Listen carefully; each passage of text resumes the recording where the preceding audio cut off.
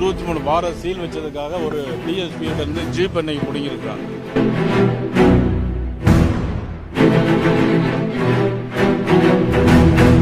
எனக்கு பைத்தியக்காரனா நானே வண்டியில இருக்குது. எனக்கு ஒரு 7 நாட்களா 10ஆம் தேதியிலிருந்து இன்னைய வரைக்கும் ஒரு அதிகாரி பைக்ல போறான், நடந்து போறான், கேட்கறதுக்கு ஒரு நாதி இல்ல.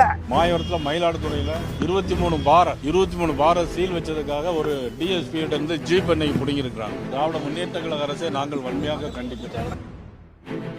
திருவள்ளூர் கும்மிடிப்பூண்டி பக்கத்துல 10 வயது பெண் குழந்தையை தூக்கிட்டு போய் பாலியல் பலாத்காரம் பண்ணியிருக்காங்க. இது திமுகவுடைய தேர்தல் அறிக்கையில் என்ன சொன்னாங்க? 2021 தேர்தலில் பகுதி நேர ஆசிரியர்கள் பணி நியமனம் செய்யப்படும் சொல்லியிருந்தாங்க. அது செய்யல. ஆசிரியர்களுக்கு பணி கொடுப்பதற்கு அவர்களுக்கு வழி தெரியாமல் அவர்கள் இந்த மாதிரி காலம் தாழ்த்திட்டு இருக்கிறாங்க. தமிழ்நாடு முழுவதற்கு ஆயுத பள்ளிகள் எடுத்து பார்த்தீங்கன்னா இன்னைக்கு 5000 ஆசிரியர்களுக்கு மேல இன்னைக்கு பணி இடம் காலியா இருக்கு. ஆசிரியர்கள் எந்த அரசாங்கத்தை எதிர்த்து போராடுறாங்களோ அந்த அரசாங்கம் வீழ்ந்திருக்கு. அதுபடியா மாற்று அரசாங்கம் நிச்சயமா வரும்.